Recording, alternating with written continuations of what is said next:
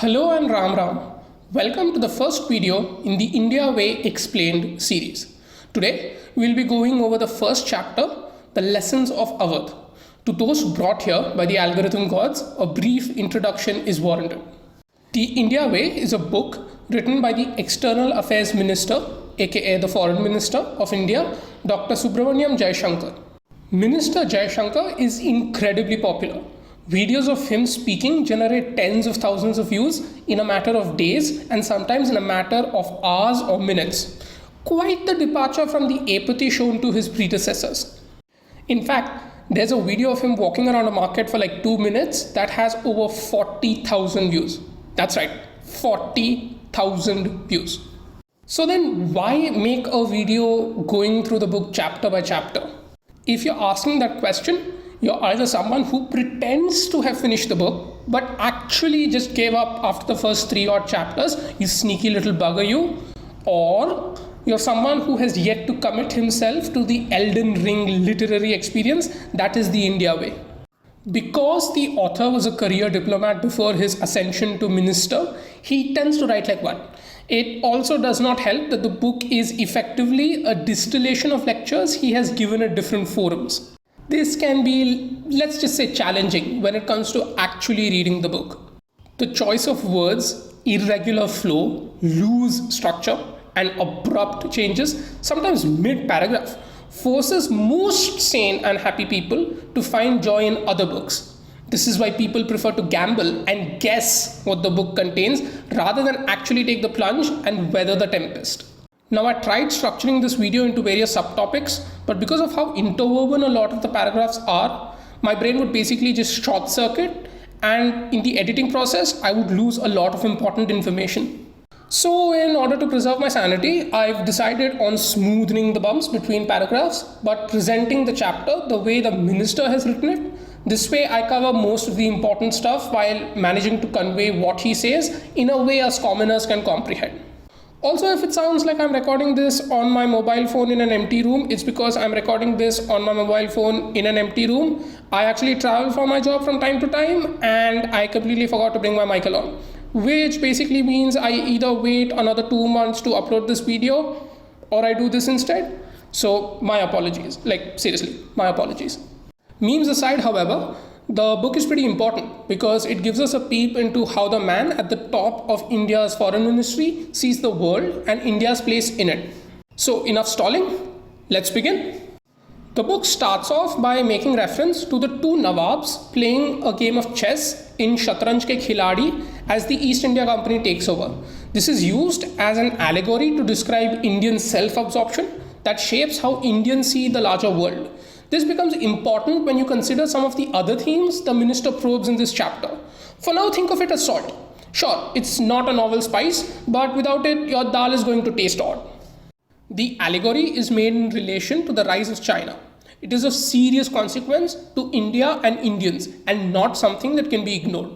As such, it should at the very least give rise to serious debate about the direction of world politics, as well as the implications of the rise of China.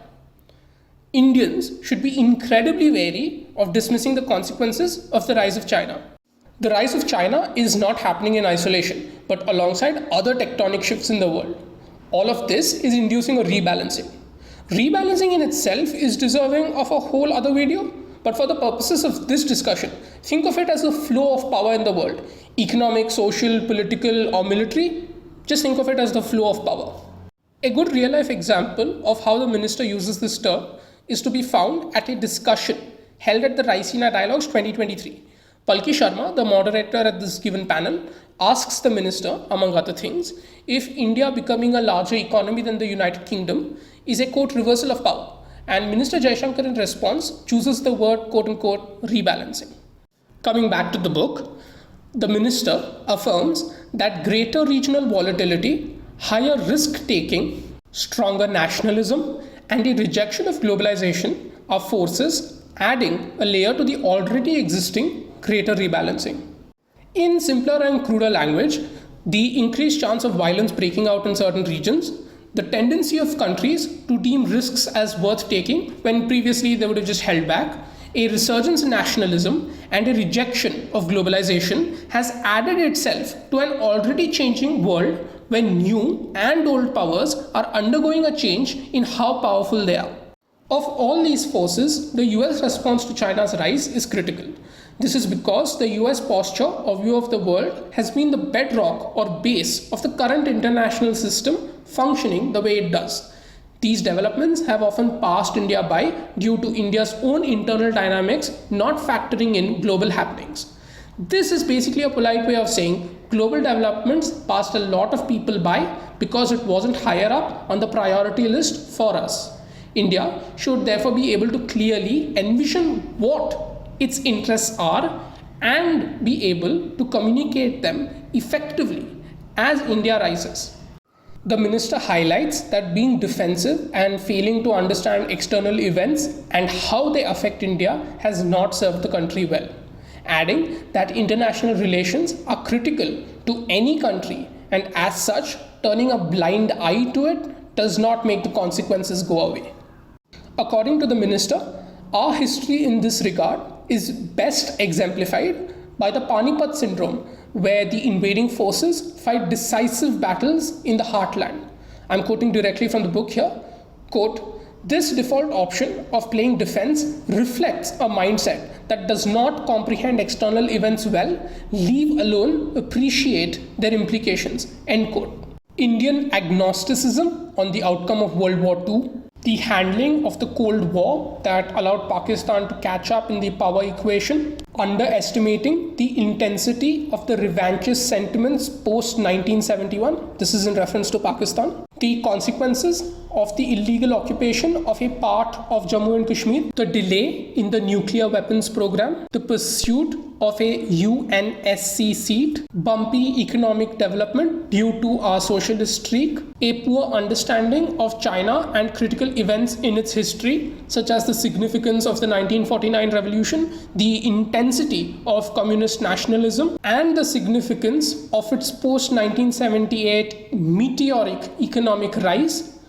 These are examples of our failures to comprehend external events and fully appreciate their ramifications.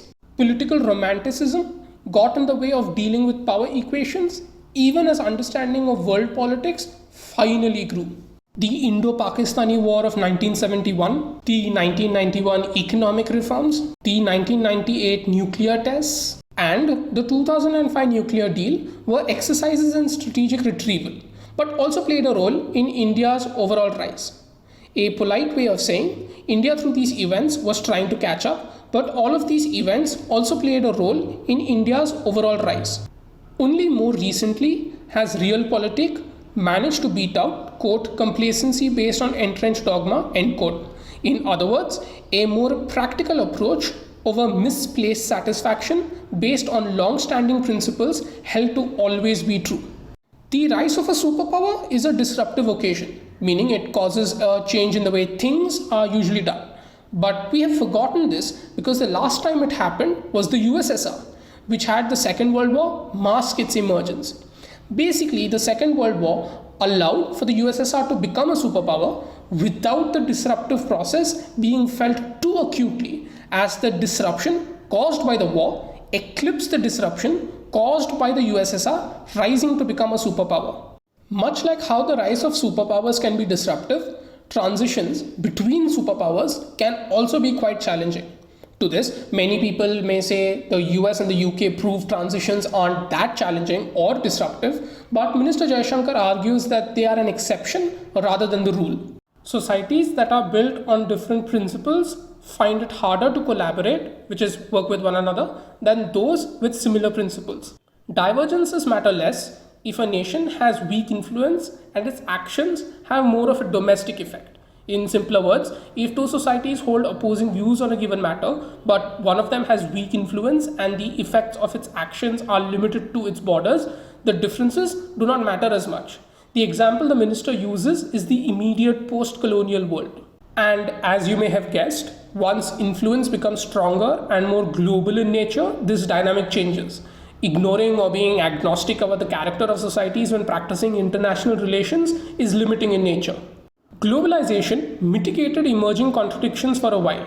However, geopolitical stressors via vocal nationalism among states that feed off each other has now led to a world where sharper competitiveness between nations is to be expected. To put this in language us peasants understand, the tutu meme of different countries or the emergence of opposing forces on the global stage was kept in check to a degree by the power of globalization.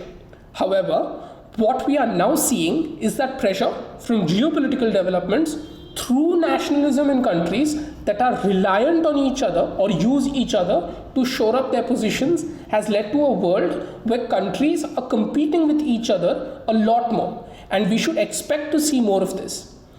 In even more simpler terms, this is a really polite way of saying chest thumping nationalists in countries that need, rely, or use each other to grow / sustain themselves in some way are causing an environment where competition is picked over cooperation. China's rise has had repercussions, partly due to a natural displacement of other powers and partly due to China's unique characteristics. China, unlike other Asian powers, does not fit well into the West-led global order. The US and China, once serving each other's purpose politically, no longer do so. What we just discussed raises strategic challenges for India. India will have to handle these challenges deftly, cleverly, from the perspective of our interests. A mindset to leverage different situations and players and not solely respond is a defining feature of this new India. As the US goes back to the strategic drawing board to reinvent itself, the approach it takes in the meantime is, quote, greater individualism, more insularity, and sharp retrenchment, end quote. An America that looks within, looks to scale back its commitments, and an America that is more self-centered. The US reinvention will not be easy due to the inability to undo the consequences of its past strategic bets, its former strategic choices. This is why the US is seeing an uptick in rhetoric that focuses on, quote, unfair trade, excessive immigration, and ungrateful allies, end quote. A really polite way of saying they are looking for excuses to justify their reinvention. The US now banks on, quote, market access, technology strengths, military dominance, and the power of the dollar, end quote, as some of the ingredients to its solution of the problem of reinvention. The changing politics of the US will have lasting effects. The US-China dynamic will affect the two parties themselves and the world. This is the global backdrop for Indian policy making. The era of benign globalization, a gentler globalization that allowed for China's rise, has come to an end. How this came to be and what to make of it is important to understand. India's rise is slower and we will now have to tread carefully going forward.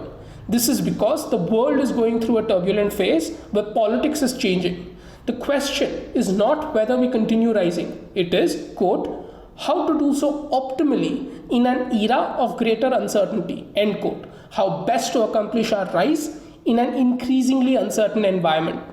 In the near term, the minister says that India must pursue multiple approaches, orthodox and unorthodox. Partnerships are key to these strategies bearing fruit. In such partnerships, the West and Russia are bound to be centers of attention, but China cannot be discounted either. Leveraging these powers will not be easy, but they are needed. Mind games and playing hardball, behaving in an unpleasant and threatening way to get what you want, are vital in this new world. In order to master them, Indians need to become comfortable with its complex workings. Quote, only then can India successfully execute strategic policies for a new era. The turbulence seen in the last few years has caused confusion about where world affairs are headed. In the case of the US and China, the developments have been departures from earlier experience. Quote, Pakistan has exceeded the most pessimistic projection of its policies, end quote. A funny way of saying they messed up even worse than what we could have imagined. I mean, that really is something. Other neighbors of India have also sometimes behaved a little differently than they usually do in the recent past. The change of geopolitics is visible in the immediate neighborhood and the quote extended neighborhood. Good relations with Russia have been maintained after quote dedicated efforts. The Indo-Japanese relationship continues despite the complexities involved, and comfort with Europe has grown, though more insights are needed when it comes to its intricate politics. Ideological battles cloud our analysis of current events. Whether we like the events or not, they are real and their cause and effects have to be acknowledged. It is therefore better to analyze rather than demonize someone like Donald Trump. When the dominant power, USA, revisits its first principles, it has profound consequences. This needs to be assessed accurately to judge how permanent the changes occurring are. This is important because US calculations have aided in India's rise. The Trump administration was unlike its predecessors and changed the US approach to trade and security along with the relationship it had with other powers. How this affects India's interests and world politics is important to also get right. India's rise is going to be compared to China's. Indian impact on, quote, global consciousness, its civilizational contribution, geopolitical value, and economic performance will be key determinants in this comparison. We cannot copy paste what China has done given our, quote unquote, history and outlook, but there is much we can still learn from China. One learning is that demonstrating global relevance is the surest way of earning the world's respect. A greater willingness to, quote unquote, make waves, that is, leave an impression by shaking up the way things are done, is needed going forward. India can exploit a search for new partnerships because its pluralism, democratic polity, and market economy mean India grows along with others rather than separately. This is important in a world searching for new sources of growth and stability. Values matter, especially in a technology-driven world, as they, quote, shape the intent that when paired with capabilities determines the nature of power, end quote.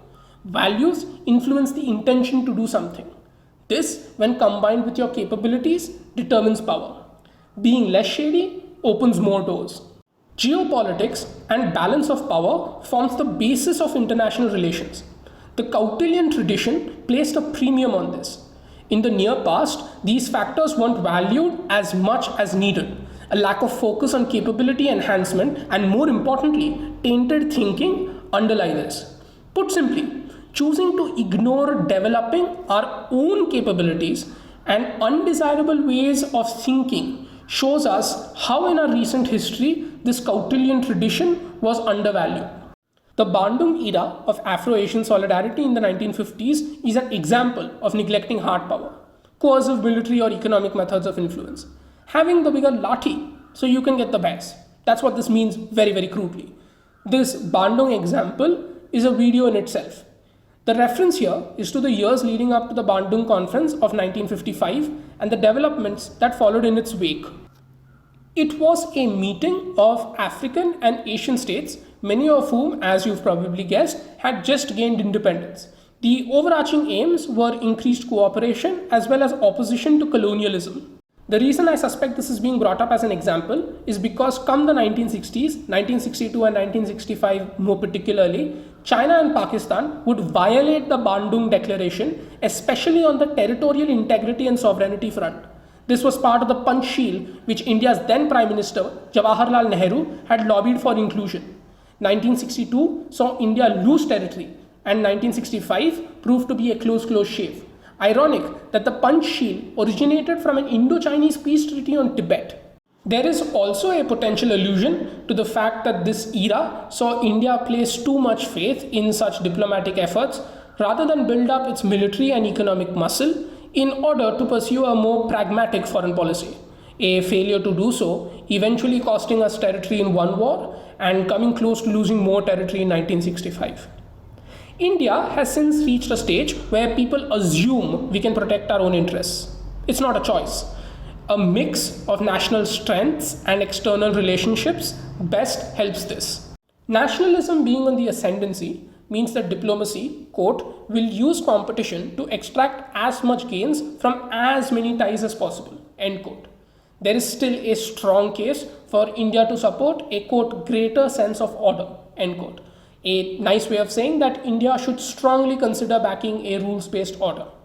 India should reconcile, basically find the sweet spot, between the quote-unquote global good what's good for all of us, and national interest, something that India derives benefit from. It must do this despite the challenges it faces from a world seeing, quote, greater multipolarity and weaker multilateralism, end quote. A world where there are multiple power centers balancing each other out and where multiple states, typically more than 2 to 3, cooperate in order to solve problems through different forums. Why should India reconcile global good and national interest? Our growth model and political outlook favors it, according to the minister. Indian foreign policy has 3 major burdens from its past. 1. The 1947 partition. Why? It reduced the nation demographically and politically. It also gave China more strategic space in Asia. 2. The delayed economic reform that occurred a decade and a half after China's, something that wasn't fully embraced. Why? It put India at a disadvantage vis-a-vis China. 3. Quote, prolonged exercise of the nuclear option, end quote. Diplomatics speak for dithering and delaying developing the nuclear option more rapidly. Why? We had to struggle to gain influence when it could have been a much smoother ride. We need greater self-reflection, especially on the, quote, roads not taken, end quote. Changes should be welcomed with an open mind given the disadvantageous landscape we have operated in. A neighborhood-first approach that, quote, generously rebuilds economic and societal linkages of the subcontinent, end quote, is a positive for India. Extending the sense of neighborhood to the east and the west of India is also quite important. Integrating the maritime domain, the oceans, especially to our south, into our security calculations is an important part of our broader vision. These policies, executed successfully, can reverse, quote, much of the strategic implications of the downsizing of India, end quote. In simpler words, help us recover lost ground. ASEAN, trying to retain its cohesion and centrality, basically staying united and relevant, creates an opening for India to fill. Why? Asian balance of power was skewed, that is to say changed drastically, by partition and the, quote, restraints placed on post-1945 Japan. Okay, quick aside. For those who don't know, the US, after accepting the Japanese surrender at the end of the Second World War, occupied Japan and wrote the modern day constitution of the country. The very 30,000 foot broad picture is that they demilitarized Japan by severely curtailing its military force and ability to wage war. They introduced democracy and they structured its post-war economy. That's why Japan is so enmeshed with the US-led order. Anyways, back to the video. The security posture of Japan is important to Indian calculations. When it comes to Asia, the extent of change, how much has changed in the region, is still not fully known. Quote, all of this is to say that the openings for India are more, not less, end quote. No matter how unsettling the world outlook and global disruptions, Indians should not be pessimistic. India's, quote, domestic situation and international positioning opens up many possibilities, end quote. That's a sophisticated way of saying where we are when it comes to our internal situation, combined with how we have positioned ourselves when it comes to our relationships with the world, means that there are many positive possibilities yet to be explored. Quote, the options we create will help determine the choices we make, end quote. Fairly self-explanatory. Our ability to create opportunities will play an important role in the choices we make on the global stage. The minister believes that we should, quote, engage America, manage China, cultivate Europe, reassure Russia, bring Japan into play, draw neighbors in, and extend the neighborhood and expand traditional constituencies of support, end quote. In such a volatile world, creating a stable balance in Asia is India's foremost priority. Only a multipolar Asia can lead to a multipolar world. This would lead to India rising in importance for the global system. India should aim to build comfort with the world rather than be distant or opaque, which is to say be friendly with players rather than hostile. As a rising power, people will be suspicious of us and we will have to allay those fears. Quote, taking on global responsibilities, acting as a constructive player, and projecting our own distinct personality are elements of that solution, end quote. We shouldn't just be respected, but also aim to be liked. So what does this mean in terms of foreign policy and its practices? One should advance national interests by identifying and exploiting opportunities created by global contradictions. An example is the US-China rivalry that India is using to draw companies in looking to diversify away from China, like Apple. There needs to be more focus on national security and integrity. There needs to be confidence in adjusting positions on matters as required by interests. India should nurture goodwill, beginning with its neighborhood. This includes a strong sense of our bottom lines, red lines, and a willingness to do what it takes to defend it. Quote, making a visible impact on global consciousness, end quote, is the evolution of this line of thinking. This means greater contribution to global issues and regional challenges. Humanitarian assistance and disaster response, HADR, is an obvious platform to display this. Introducing our own diplomatic terms into foreign policy discourse would help in our emergence internationally. Example, Indo-Pacific, Quad, or BRICS. Brand building is also important. Example, India as the pharmacy of the world during the corona pandemic. Mainstreaming of cultural practices is also a part of this point. Example, International Day of Yoga and advocating traditional medicines. Indians using native languages to engage with the world is an indicator of the changing nature of global norms. The assumptions underlying these promotional acts are quite important. We have been conditioned to think that the post-1945 world is the norm, and events that do not conform to it are deviations. India's pluralism and history shows that the natural state of the world is multipolarity and the limits of the application of power. A behavior and thought process that reflects this will ease the process of forming ties and maintaining a stable relationship with others. Looking at global developments, India could do well with more realism. Nationalism is on the rise across geographies. America first, a muscular China dream, Russia's narrower focus versus the USSR's, Europe leaning into a fortress mentality, and the continued caution of Japan, something that has morphed into a much more hawkish position since the Russian invasion of Ukraine. The rise of nationalism is strengthened by the primacy being given to trade and connectivity when it comes to shaping choices. Trumpian rhetoric and China's One Belt, One Road being examples of this. Quote, India has little choice but to do in Rome as Romans do, end quote. This is basically saying India is left with very little in the way of options and so must also partake in this trend. India should build its brand on the positive aspects of its nationalism, remind the world that it helped through economic assistance and training even when its own resources were scarce. India should, quote, articulate a fundamental desire to engage the world more comprehensively, end quote. Translation.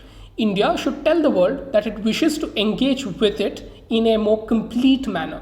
Think of it as engagement that spans dimensions ranging from the political to the economic rather than just one specific dimension. A moral core of sabka saath, sabka vikas, sabka vishwas rather than simple ambition must be the foundation for this engagement with the world. What India and the world mean to each other will change as the relationship changes. We will hold a different relevance to the world as we are in economy transitioning to a higher level. The minister says, quote, this will mean striking the right balance between developing stronger national capabilities, making it easier to do business, ensuring a level playing field, and growing with the global economy, end quote. Though not an exact definition, national capabilities here is better thought of as a proxy for power or the tools a nation has to project power. New equilibrium, think new balances, will emerge between India and the world in different fields, sometimes with friction. India is key to sustainable development goals, climate change, global growth accelerating, and a larger talent pool to use. Hence, a lot more than just economic growth is riding on India for the international community. India via Make in India is contributing to the global supply chains and deployment of emerging and green technologies at scale. Solar is one example of this. All of this will attract attention as these things are priorities for the rest of the world as well. India will help contribute to the credibility of democratic practices globally. India must continue with its own democratic traditions for this to happen. Sociocultural changes in India are important to consider as younger demographics with a broader awareness means stronger self-belief. Aspirational India attaches higher priority to, quote, pursuing national goals and establishing a global presence, end quote. Over the course of his career as a diplomat, Minister Jaishankar has seen unbelievable changes. His generation was saddled with the weight of difficult experiences with the US, China, and Pakistan, which mutated into a giant threat to Indian interests. The first half of his career was dominated by, quote, two geopolitical realities, the Cold War and the rise of political Islam. They combined to precipitate the breakup of the Soviet Union, an event of great consequence for India, end quote. The second half saw India come to terms with the USSR's collapse and more. It reshaped Indo-US ties at a fundamental level as China rose in the East. He says, quote, but it is not just the world that is changing, so too are Indian capabilities, aspirations and priorities, end quote. The USSR's collapse and the reshaping of ties with the US led to an, quote, evolution from the centrality of the Soviet relationship to convergences with multiple powers, end quote. The collapse of the USSR combined with India reshaping its ties with the US led to a foreign policy path that went from being USSR focused to convergences with multiple powers. Once again, put very crudely, convergences is agreement on certain aims, goals or courses of action. Quote, economic reform, the nuclear tests, the 2005 nuclear deal and a tougher national security posture are among its diplomatic milestones, end quote. These events define the relationship in the afterglow of the Soviet collapse. That's what he's trying to say here. The USSR's collapse plus reshaping of ties with the US combined to create a policy outlook that is hard to capture in terms of conventional thinking. India is in both the Quad and the SCO. The relationship trilateral with Russia and China coexists alongside the trilateral with the US and Japan. In a more fluid world, positioning to best achieve national objectives explains why India engages competing powers like the US, China or the EU, Russia at the same time. When Indian actions are seen from a point of view of Indian self-interest, a pattern emerges. Quote, one of constant advancement of goals and interests using all pathways that the world has to offer, end quote. India's past will always be an influence, but it won't decisively affect the nature or outcome of India's future. Moving ahead means taking risks and not seeing timidity, lack of courage or confidence as a valid strategy or indecision as wise. A rather amusing way of saying fattu mat ban. India's progress has confounded and confused those, quote, unable or unwilling to transcend the old framework of analysis, end quote. Some of the missteps by such individuals are thinking the US policy of the Indian government failing due to ideology of one dispensation or the nationalism of the other, a failure to appreciate that India could stand firm on key concerns but still have a stable relationship with China, a relationship that is now under strain, underestimating the structural basis of Russia ties and the relevance of Europe and Japan to contemporary India. Some of the strongest preconceptions were to do with India's immediate neighborhood. Quote, every complication was depicted as a setback and every correction was explained as an inevitable happening, presumably independent of India's action, end quote. It is therefore not surprising that the current transformed landscape of the neighborhood is not recognized by such entities. India extending the hand of friendship to Pakistan, but also responding strongly to acts of terror, surgical strikes, is not a contradiction, except for those determined to see it as one. Different actions, players, and times call for different responses. Setting the foreign policy agenda to reflect terrorism, which is a contemporary challenge, is therefore common sense, not willfulness. Before the issue of choice comes the issue of capabilities. India's ability to rise to domestic challenges will determine India's place in the world. India is focused on the right issues in the present. Quote, digitization, industrialization, urbanization, rural growth, infrastructure, skills, etc. End quote. Quote, the achievement of sustainable development goals can be for India what the Millennium Development Goals did for China. End quote. The economic choices India makes will have a direct impact on comprehensive national power. Quick FYI, CNP is a measure of national power used by our Chinese neighbors where they look at a whole range of factors. Back to the video. India has a history of, quote, overprotecting and underprotecting different sectors, end quote. A new contemporary approach is needed in the aftermath of Corona trade wars and the post-91 strategy going, quote, astray. Something similar to India's approach to multipolarity will have to be undertaken on the economic front, especially the quote-unquote big hubs around which trade and investments are centered. Technology can help with India's rise, even if its aggressive deployment is tough. Leading abroad will mean having to deliver at home. Moving up in the global hierarchy is only one element in India's rise. India is making multiple other journeys in parallel. National culture is changing, as evidenced through political and electoral outcomes, as more authentic voices have risen due to democratization taking deeper root. India is transforming from a civilizational society to a nation state. Partition and other problems left over from history need fresh thinking. In closing, I leave you with the minister's own words. Quote, "Will the world continue to define India, or will India now define itself?" Awadh remains the symbol of the former to this day. But if it is now to be the latter, then it means not just new equilibriums with other powers, but with the world order itself. India is today on a voyage of self-discovery, and the lessons of Awadh are its surest compass in that quest. End quote. And that's it, folks. Thank you for watching. If you enjoyed this video, share it with your friends, please.